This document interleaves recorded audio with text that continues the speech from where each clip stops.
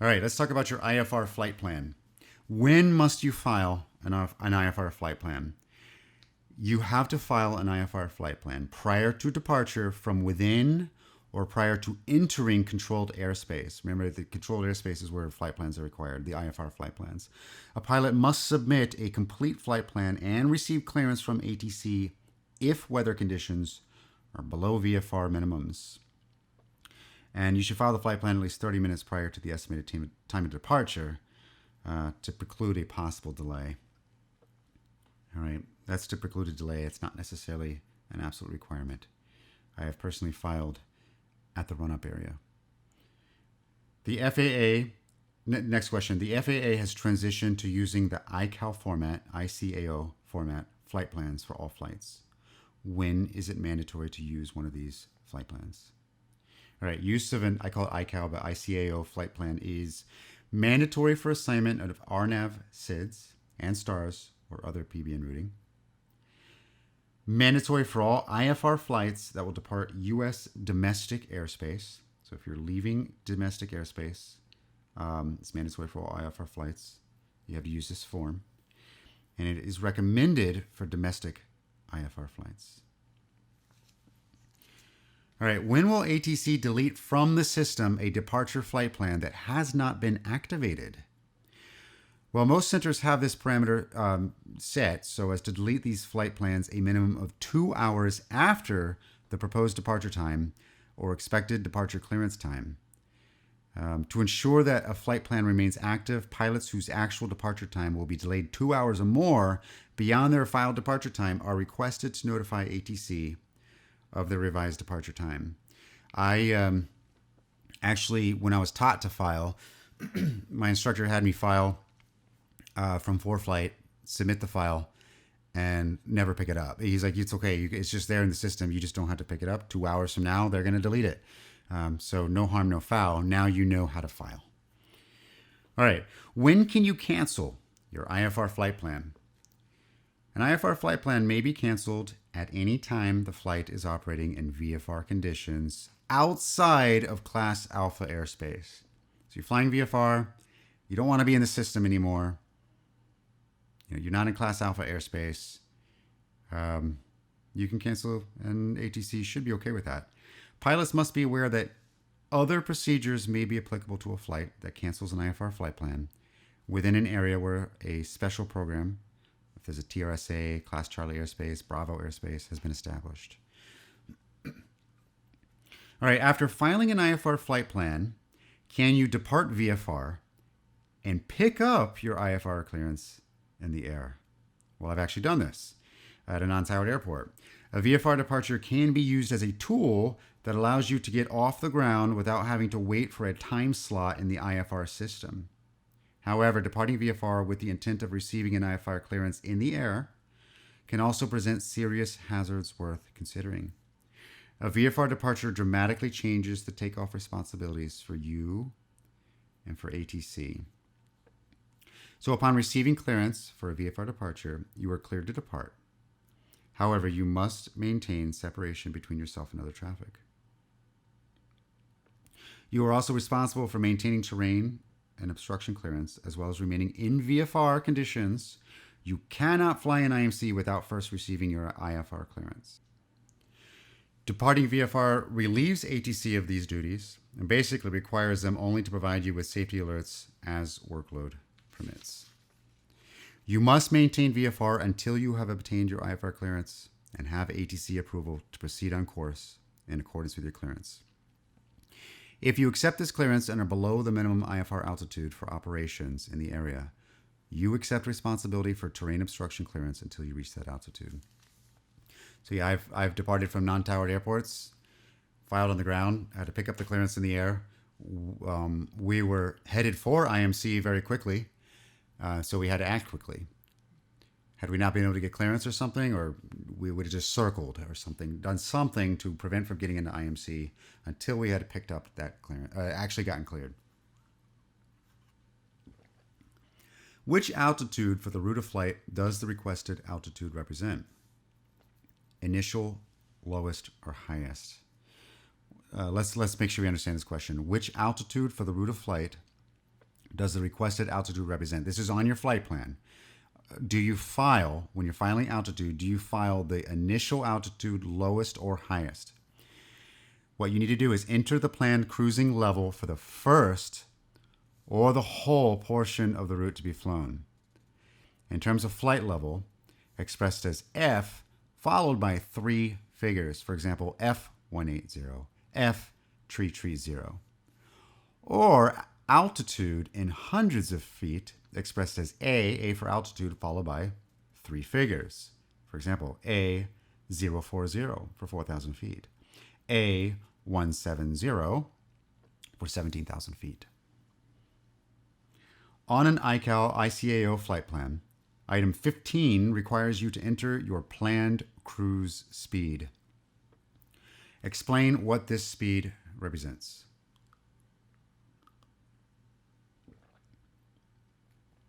It represents the true airspeed, TAS, for the first or the whole cruising portion of the flight in terms of knots, expressed as N followed by 4 digits. For example, N0485,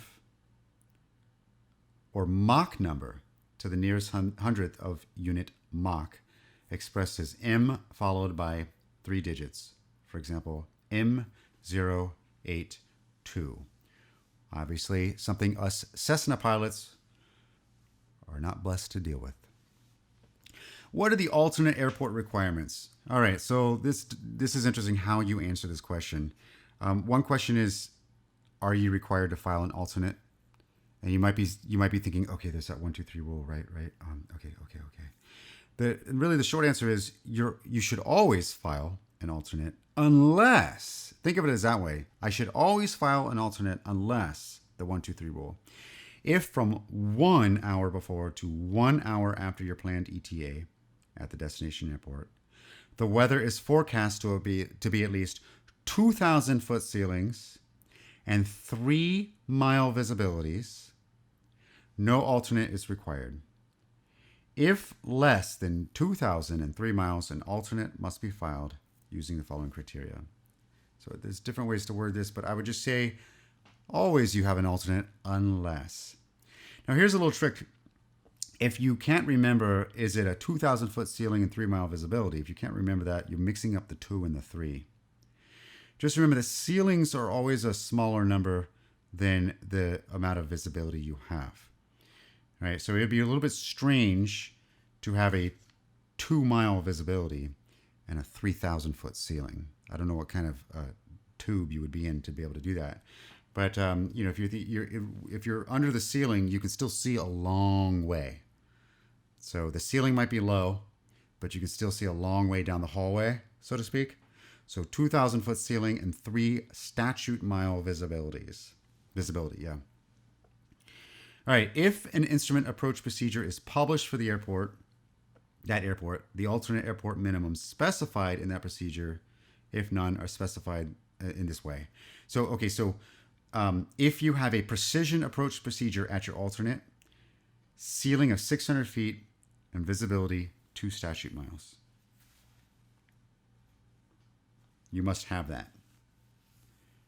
If it's a non-precision approach, you must have a ceiling of 800 feet and a visibility of 2 statute miles. So if none specified, those are your minimums. The big difference there is you always have 2 statute miles. You always do. But for precision, 600, non-precision, 800. If no IAP or instrument approach procedure has been published for that airport, the ceiling and visibility minimums are those allowing descent from the MEA, the minimum en route altitude, descent from the MEA, approach and landing under basic VFR. Those MEAs can be pretty high, so just think about that. That's if there's no IAP or instrument approach procedure, you got VFR. You pretty much clear skies. All right, let's see. What if your destination and alternate airports don't have a terminal area forecast, a TAF, to determine the weather conditions at your planned ETA? How will you determine the forecast weather at the ETA? what are you going to do? I would use the graphical forecast for aviation. Just go for the graphical forecast to determine ceilings and visibilities. Select forecast and SIG-Viz tabs.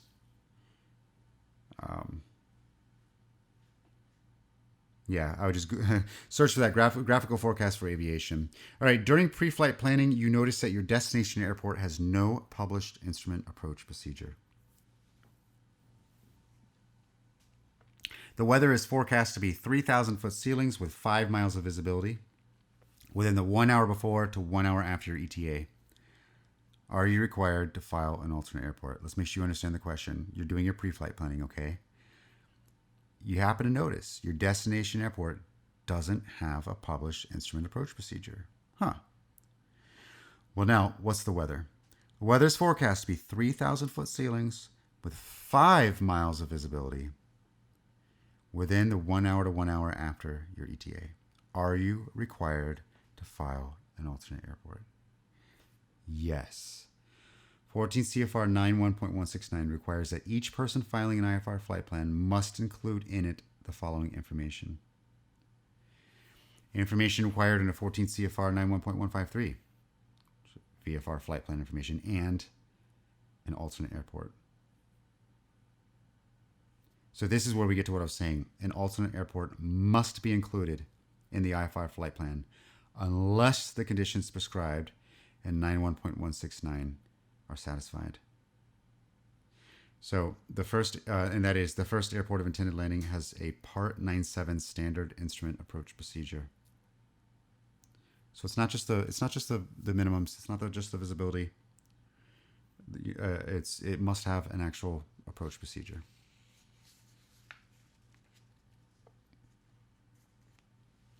You have just executed a missed approach at your destination airport. This was due to unforecast weather. You're climbing. During your climb, you are unable to contact ATC. You make the decision to proceed to your filed alternate. Does ATC know what your filed alternate is? Can you divert to a different alternate than what is filed? No. You see, although alternate airport information filed in a flight plan will be accepted by air traffic computer systems, it will not be presented to controllers.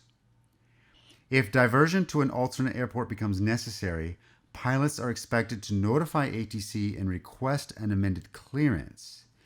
There is no requirement for you to proceed to your filed alternate. That's part of the question, right? There's no requirement for you to go to your alternate.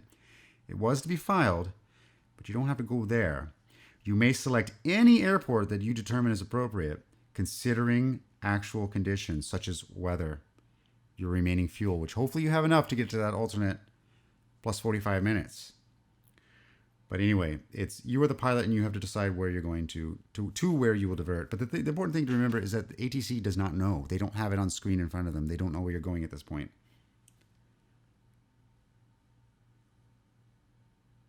All right, so let's talk a little bit further about this. So in this case, if you're unable to contact ATC, you would proceed to your alternate or any other airport that you determine is necessary and will result in a safe outcome. Selecting and filing an alternate is mainly a fuel planning requirement for your planning and is done to ensure that you have enough fuel to execute a plan B in the event you cannot land at your destination. How do we define the term ceiling? Well, ceiling is defined as the height above the Earth's surface of the lowest layer of clouds or obscuring phenomena reported as broken, overcast, or obscuration. Broken, overcast, obscuration. It is not classified as thin or partial. This is where we get to some subtleties of things that maybe you haven't memorized at this point. In order for it to be a ceiling, it must be classified as broken, overcast, or obscuration, not classified as thin or partial. What minimums are to be used on arrival at the alternate? If an instrument approach procedure has been published for that airport, the minimums specified in that procedure are used. So despite whatever, filing considerations you had, 1, 2, 3, all that kind of stuff, forget that now. Once you're going there, what minimums do you use when you get there? You use that which is published for that airport, okay? Specified in the procedure. What restrictions apply concerning filing an airport as an alternate when using, here's those numbers again, TSO-C129 or TSO-C196. What are those? Those are non-WAS GPS equipment. 129, 196, non-WAS. All right, what restrictions apply concerning filing an airport as an alternate when you're using non-WAS equipment? All right, so for the purposes of flight planning, any required alternate airport must have an available instrument approach procedure that does not require the use of GPS. This restriction includes conducting a conventional approach at the alternate airport using a substitute means of navigation that is based upon the use of the GPS. For example, these restrictions would apply when planning to use GPS equipment as a substitute means of navigation for an out-of-service VOR that supports an ILS missed approach procedure at an alternate airport. In this case, some other approach not reliant upon the use of GPS must be available. This restriction does not apply to RNAV systems using, here's those numbers, TSO-C145 and C146. What's the 145 and 146? WAS equipment. If you've got 145 and 146 WAS equipment, this limitation doesn't apply. Feel free to file with RNAV approaches at both your destination and alternate.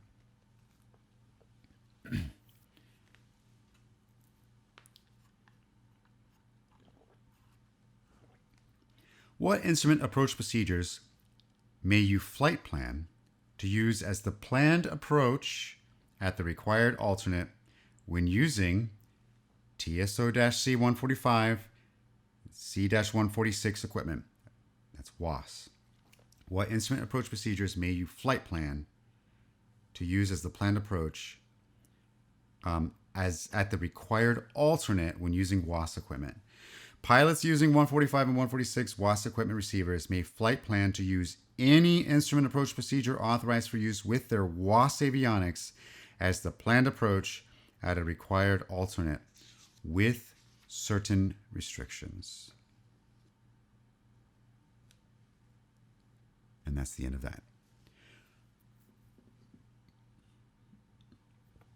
Except that it's not. What restrictions apply to flight planning when using WAS avionics at the alternate airport? Well, when using WAS avionics at an alternate airport, flight planning must be based on flying the RNAV, LNAV, or circling minima line. So you can't use LPV. That's what we're saying here. Or minima on a GPS approach procedure or conventional approach procedures with quote or GPS unquote in the title. 14 CFR Part 9.1 non-precision weather requirements must be used for planning. Now, upon arrival at an alternate, when the WAS navigation system indicates that LNAV, VNAV, or LPV service is available, then vertical guidance may be used to complete the approach using the displayed level of service. So you flight plan based on non-LPV minimums. But once you're on the approach, once you've arrived at the alternate, and your WAS system has indicated you have LNAV, VNAV, or LPV service, then vertical guidance may be used to complete the approach.